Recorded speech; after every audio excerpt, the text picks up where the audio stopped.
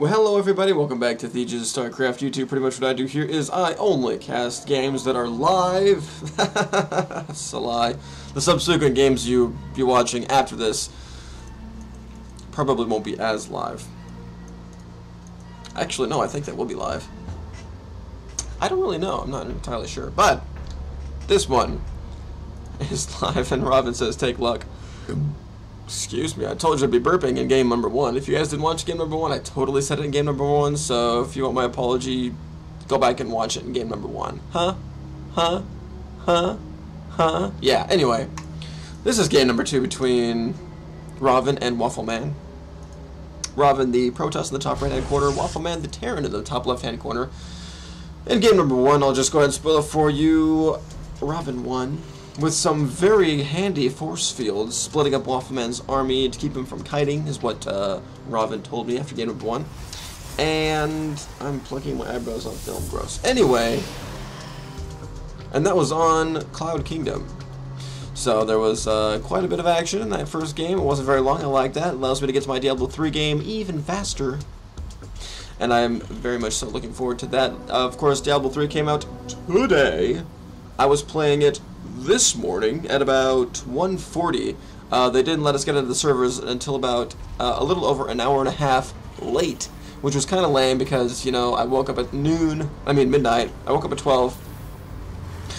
Actually, I woke up at 11:30 so I could cook pizza, but I was there right on time to be able to play Diablo 3, and I wasn't able to log in until, like, you know, an hour and 40 minutes later, which was kind of lame. I was trying over and over and over again, just like they suggested that you do, but I wasn't able to get in, and it was very, very disheartening. I am quite perturbed in Blizzard's choice to make it an online-only game, even though it's very much so a single-player oriented experience, even though you can play with multiple people in the same, you know, on the same campaign. It's still, I mean, like, when I was playing Diablo 2, for instance, I was a very hardcore single-player kind of person, and so, like, I played it over and over again, single player, and, you know, that's just the way the Diablo is for me. So to play it in this co-op sort of mode is a little bit new, a little bit fresh. I wouldn't say necessarily fresh. It's kind of a bit jarring. You know, it's like, hey, you're in my game. Like, what are you doing here? And not to say that it wasn't fun. Sorry, Mitch and Jared, my Diablo 3 buddies that I've played with so far. I'm just saying that it was a lot different than my previous Diablo experiences, and I don't know which one I prefer yet, to keep it even, to keep it fair. I don't know which one I prefer yet. And Waffleman is scouting in the wrong place. Awesome. At least he's not scouting in the very, very wrong place, which is this one, because if Waffleman spawns here, Rahvin cannot spawn down here. So to spawn to scout there would be very, very wrong indeed. And Waffleman's just going to pitch a tent outside of, that was very wrong. He's just going to run into this zealot and be all like, hey, it's a zealot, cool. Hey, it's a stalker, not cool. And he tried to pin him like he did last game, but wasn't quite able to do it. But Waffleman didn't quite get a full scout off. He just got a decent scout. He saw that there were a couple more things being warped in, most likely gateways, and they are gateways. And he did see that Rahvin already did have his cyber core down and was researching Warpgate as he was scouting. Now the robotics facility is going down, and Waffleman will not be able to see that for the life of him. But that's okay, because he's already working on his factory, and his starport just finished, which is probably going to put down a reactor. In game number 1, what the heck?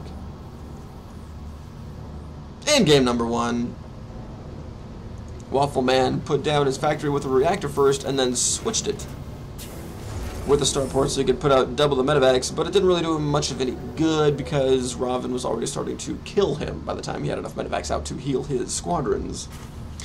But anyway, we're going to see if there's anything else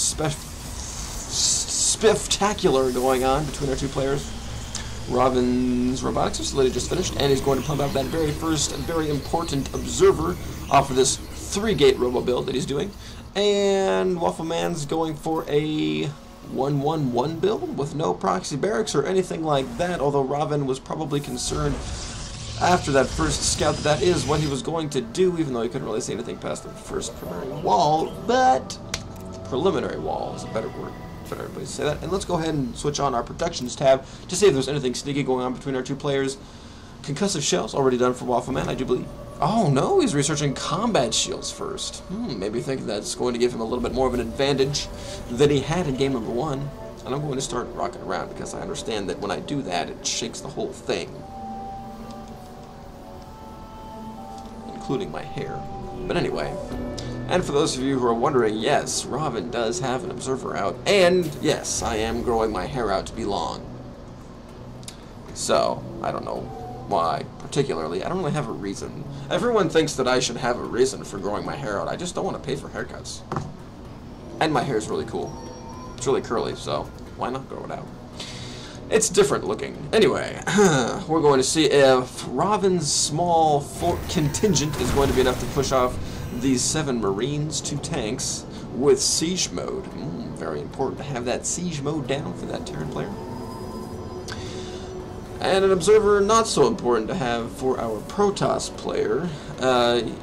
You know, Rahvin didn't see anything like Banshees from Waffleman in game number 1, but Waffleman seems to think it's important to stop here at the Zone Loggle Watchtower to make sure there's no shenanigans coming out from the Protoss player.